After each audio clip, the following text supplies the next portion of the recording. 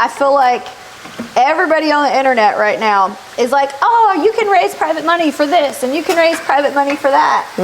And as an SEC attorney, do you like start fuming and like flames coming out your head, or you think what they're doing is okay? Okay, if you want to keep you at medium, you can move you over here. Okay. I'm the crazy redneck that eats well done steak. Okay. So you can put your medium over here so we don't overcook yours. It's okay. Let's put a little over. Huh? Yep. There we go. So, SEC attorney, yes. Everybody okay. on the internet's raising private money. I don't have a problem with what they're doing. I have a problem with how they're characterizing it and making sure that they are giving full context. So the difference between a securities offering for debt and a private money lender is subordination. So if you have 10 people who give you, let's say $100,000 for $1 million project, you have to explain to them that the money comes in and it creates a lien position, which is different than a securitized debt raise where everybody shares a piece of a first lien position. So I don't think they tell people that enough. So do you think it's the transparency that's missing? Yeah, and I just also think they don't know. I was going to say that. I don't think it's an intentional manipulation. Yeah. I think because all the influencers are like, you can raise private money without any instructions on how to do it properly, they do it without all the things they're supposed to talk about, and they can end up in huge trouble. Yes. So the SEC is an administrative agency, and so they can do things that normal justice doesn't look like freeze your accounts if you get if a person accuses you, they can freeze your accounts and make you prove that you did nothing wrong, which for most people, if you're an investor, that can ruin the investment by itself. And so now you look even worse. Of course. So the other thing is that the thing that most people think is safe is the one thing that isn't, and that is 70% of complaints come from friends and family. Shut up. Yeah, so everybody's like, I don't need the paperwork because, it's my cousin and my mama and my somebody, people that I know really well. And I'm like, yeah, they'll be the first people to tell on you. Okay, so let's talk this through. So imagine I'm a total newbie investor. Maybe I've done a deal or two. I've used all of my own money and I'm ready to start scaling. Yep. I learn about this thing called private money lending and I'm like, okay, I've got this deal and I want to go find 2 or 3 people to invest so that I'm able to scale without using any of my own money. Because that's what we're told on the internet we can do, right? Yes. So, but it's also my 3rd deal. I don't have $25,000 to go build SEC documents with an attorney and go down that. I'm not even ready to do that. I don't know what most of that means. Right. How could I raise for this first deal without going full-blown syndication? Yeah, so you can get them to be lenders with you, or you can get them to be partners with you. So the debt versus equity. Yes. So debt, they get a promissory note and you're telling them first money in, first lien position, second money in, second lien position, third money in, third lien position. So you guys have a note against the property. If something were to happen, let's say we don't finish the project and we have to liquidate, if we have less than the amount that you gave me, you're the first person that gets the first person gets all their money, the second person gets all their money, the third person may not get their money. So you have to explain it like that. Then and when you say explain, does this mean in a legal document? So if they complain, you have proof? What I tell people all the time, none of the paperwork is for the investors, the paperwork is for you, because they're going to lie on you. Okay, say that one more time because everybody needs to hear it.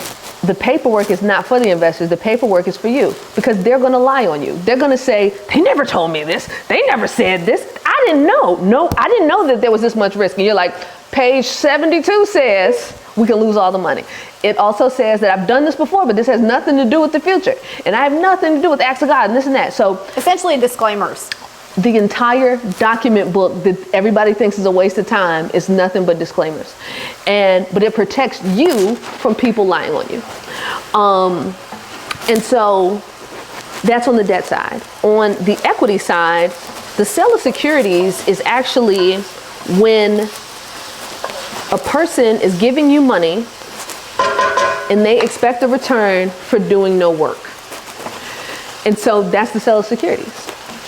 If the person is saying, I'm giving you money to become your partner, to become your JV partner, I'm going to be involved, I'm going to have a vote, I'm going to have a say, an active participant. This is not a silent partner. This is not a silent partner. Now you can sell that equity to anybody you want, and they'll sign documents as a coherent grown-up, and you have to let them be involved, but that's the other way to do it.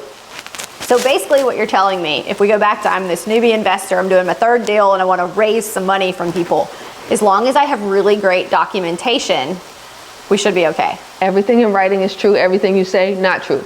So what about talking about it on social media, saying, hey, I'm raising money?